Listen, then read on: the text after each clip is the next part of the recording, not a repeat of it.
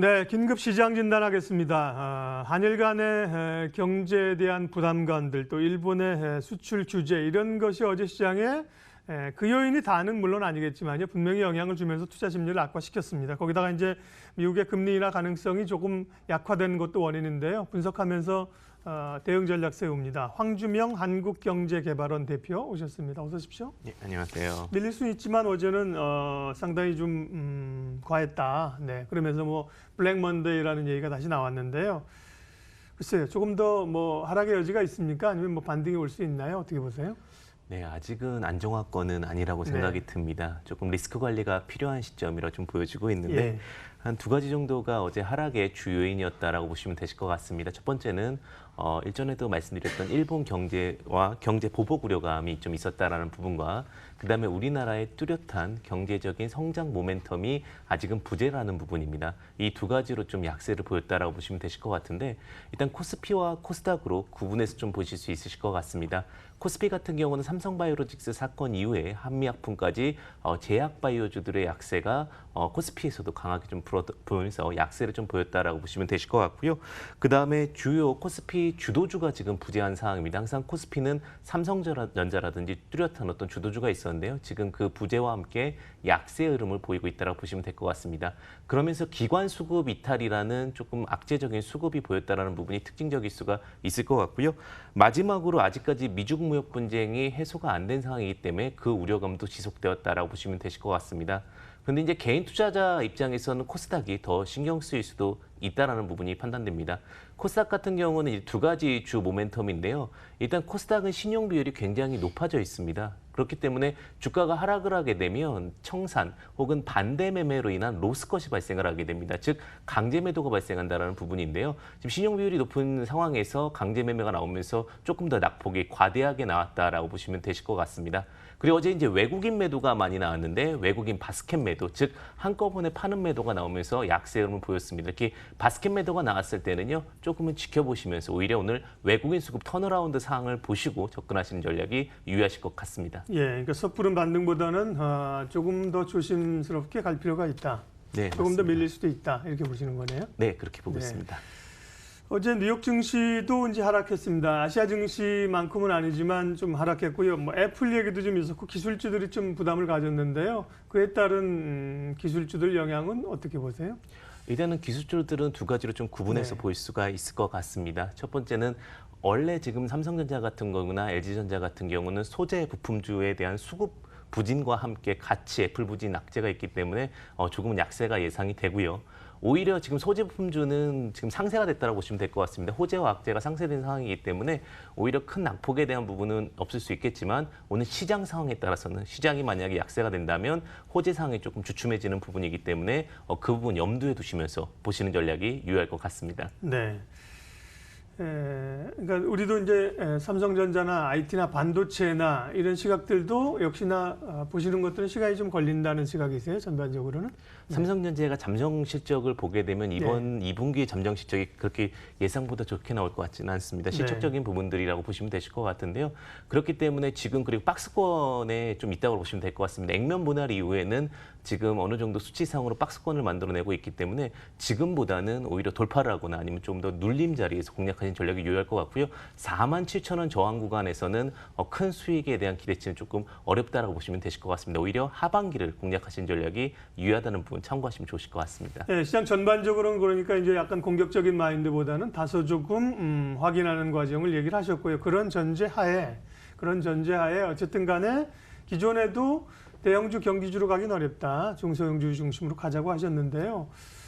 중소형주 중에서도 뭐 경협주도 그렇고 생각만큼 탄력은 못 가요. 그런 가운데 오늘 이제 약간 좀 틈새 성격으로 그래핀 관련된 얘기를 좀 하시네요. 그래핀이 뭔지 또 이제 어떤 모멘텀이 있는지 좀 설명해 주세요.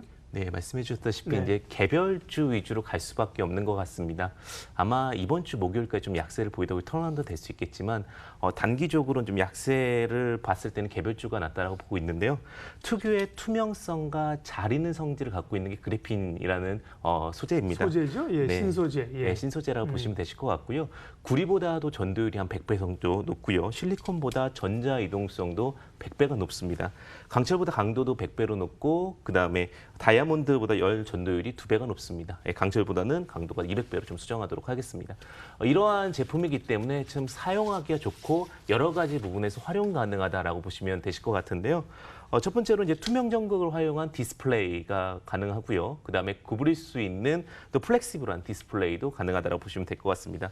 또 높은 전도도율을 이용한 고효율 태양전지라든지 전자 이동성을 이용한 뭐 트랜지스터, 그다음에 초경량 고강도 복합재료를 이용한 뭐 자동차 제품 혹은 항공 우주 제품으로도 같이 이용할 수 있다라고 보시면 되실 것 같습니다. 관련된 섹터로 한 5가지 종목을 좀 체크해 볼 수가 있을 것 같은데요. 어제도 한번 이슈화됐던 종목이었던 나노메딕스라는 종목이 있습니다. 스탠다드 그래핀의 100억 전환사채가 투자가 확정됐습니다. 그러면서 이 전환사채가 주식 전환 시 15% 이상의 지분 보유로 참고될 수 있다고 보시면 될 것 같은데 관련된 부분 좀 참고해 보시면 좋으실 것 같고요. 구글재즈 같은 경우는 자회사 구글 그래핀이 구글과 지속적인 미팅을 하고 있다. 그리고 협약적인 기대감이 있다. 라는 부분을 좀 두각받고 있고요. LMS 같은 경우는 그래핀 제조 관련 특허를 다수 좀 취득하고 있는 부분으로 두각을 받았습니다. WFM은 그래핀 복합 소재를 연구하고 있고요. 마지막으로 경인양인 같은 경우는 자회사 JMC가 고품질 산화 그래핀 제조 기술을 갖고 있다라고 보시면 되실 것 같습니다. 대표적으로 그동안 이제 많이 회자되고 올랐던 게 이제 국일재즈 같은 경우잖아요. 근데 이제 본업이 재지사인데 그래핀은 뭐냐 이제 주로 자회사를 통한 모멘텀이었거든요. 그래서 뭔가 좀 기대감은 있으면서 사실은 아직까지 좀 잡히지는 않는 그런 영역이 또 그래핀이에요. 예. 말씀하신 관련주 가운데 종목 좀 관심 종목 말씀해 주실 수 있나요? 일단은 구글재즈는 어제 좀 강한 흐름을 좀 보였었고요. 네. 시간에서도 좀 강한 상승을 좀 보였습니다.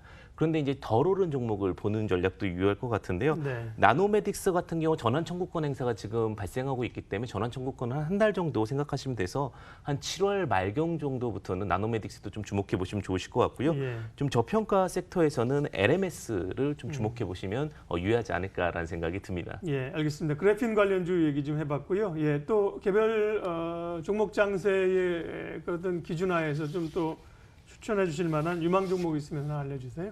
네, 이제는 높은 종목을 매매하기는 좀 어려울 것 같습니다. 네. 그렇다고 주도주 혹은 시장에서 좀 저평가되어 있는 종목들 위주로 좀 보시는 전략이 유효하다는 생각이 들고요. 우주 일렉트로라는 종목을 좀 가지고 왔습니다. 네. 우주 일렉트로 같은 경우는 안정적 재무 구조를 좀 가지고 있습니다. 고객사 A 시리즈 스마트폰 생산을 하고 있고요. 자동차 커넥터 사업 매출도 좋습니다. 순연금은 약 500억 이상이고요. 유보율 4,000%, 부채비율 약 30%의 안정적 기업이며 유통 물량 약 26%의 품절주라고 보시면 되실 것 같습니다. 특히 사업이 본격적인 확대 기대감이 있는데요. 전기차 커넥터가 이제 본격적으로 생산이 되고 있고, 그다음에 그래핀 관련해서도 또 특허를 3건 정도 보유하고 있기 때문에 그와 관련된 두각 가능성도 높다라고 보시면 될 것 같습니다. 또 초정밀 커넥터도 연결되어 있다라고 보시면 될 것 같습니다. 가격적인 전략 차트 보면서 제시드리도록 하겠습니다. 차트 보시게 되면 가격적으로 보시게 되면 우주일렉트 같은 경우는 오늘 한 9,160원, 조금 높게 9,180원까지는 접근 가능할 것 같습니다. 저 PBR주기 때문에 나중에 청산가치로 두각받을 수 있기 때문에 그 부분도 주목해 보시면 좋으실 것 같고요. 목표가는 11,800원을 제시를 드리고 손절가는 8,300원을 제시드리겠습니다. 일단은 급하게 매매하시는 것보다는 눌림 정량 공략도 가능할 것으로 보여지고 있습니다. 예, 관심 종목은 우주 일렉트로였는데요. 그러면 포인트는 뭐예요? 뭐 아까 말한 것처럼 뭐 여러 가지가 좀 엮여 있고 그래핀도 엮여 있고, 그러니까 조금 가치 대비해서 저평가되어 있다 이건가요? 예, 그 저평가와 함께 네. 기대감이 있다. 기대감은 네. 그래핀이다. 이렇게 좀 전략 포커스는 말씀드릴 수 그러니까 있도록 몇 가지 하겠습니다. 가운데 뭐 스마트폰도 얘기하셨고 전기차도 얘기하셨지만 이 모멘텀은 어쨌든 간에 그래핀 쪽이군요. 네, 예. 그렇게 보시면 우주 좋겠습니다. 일렉트로 관심주로 살펴봤습니다. 시장 긴급 진단과 또 대응 전략, 관심 전략, 한국경제개발원 황주명 대표 함께했습니다. 고맙습니다. 감사합니다.